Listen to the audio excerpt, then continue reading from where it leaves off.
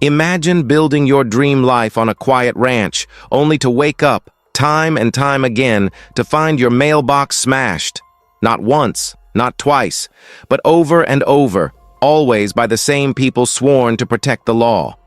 For one black ranch owner, this wasn't just about a mailbox. It was a message, a reminder that in his own neighborhood he was not welcome. But one day, he decided enough was enough. And what he built next was something the cops never saw coming. When John Miller first bought his ranch on the outskirts of a small Midwestern town, he thought he had finally found peace. The land stretched wide, filled with tall grass, grazing horses, and a sky so open it felt like freedom itself. For a black man who had worked his entire life in the city, saving every penny, this ranch was not just property. It was the symbol of everything he had dreamed about: safety, independence, and dignity. John wasn't looking for trouble.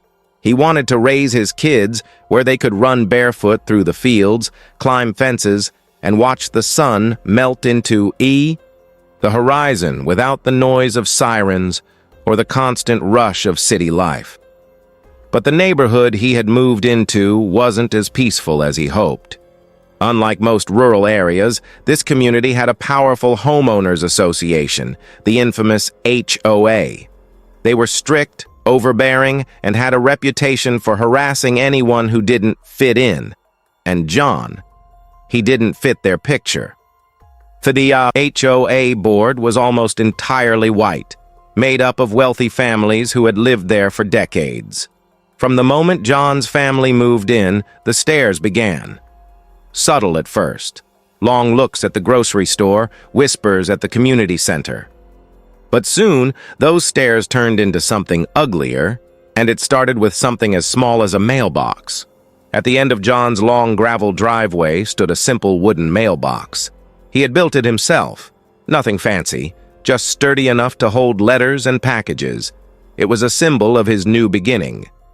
But one morning, just weeks after moving, John walked outside to find the mailbox snapped in half. Tire marks ran across his property, straight through the ditch and up the post. At first, John assumed it was an accident. Maybe some teenager joyriding at night. He shook his head, picked up the splintered wood, and replaced it with another. But then it happened again, and again. Every time, the same story. Deep tire marks, splintered wood, mail scattered across the ground. It wasn't just vandalism. Whoever was doing it was targeting him, and they wanted him to know it. And then came the night when John stood at his window and finally saw the truth. It wasn't kids. It was the police.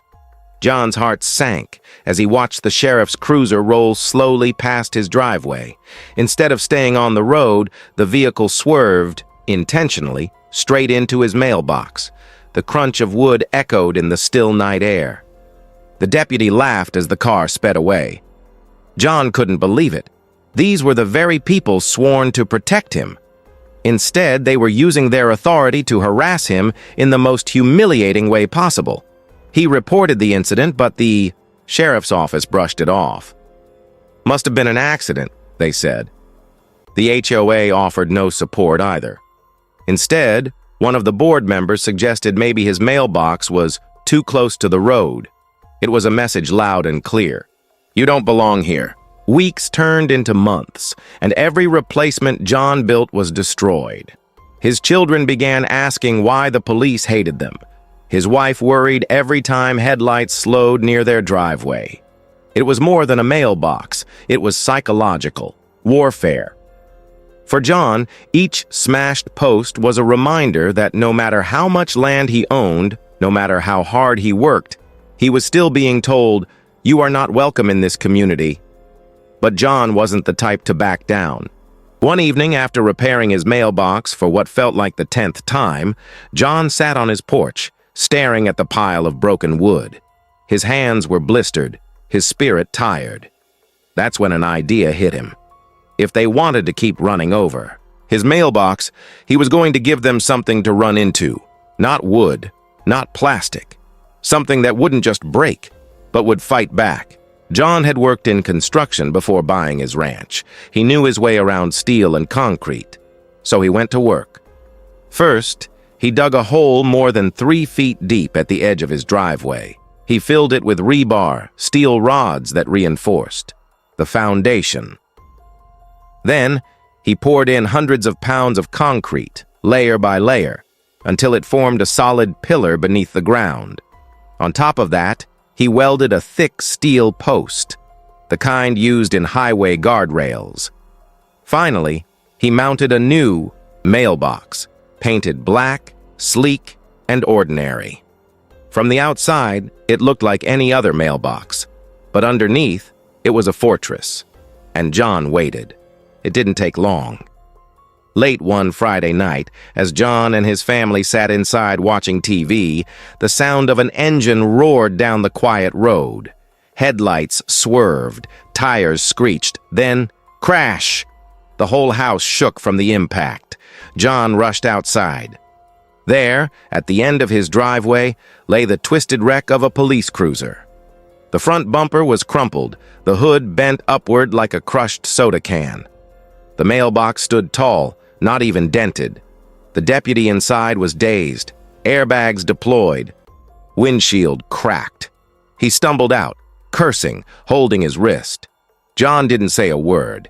He simply crossed his arms and stared. For the first time, the power dynamic had shifted.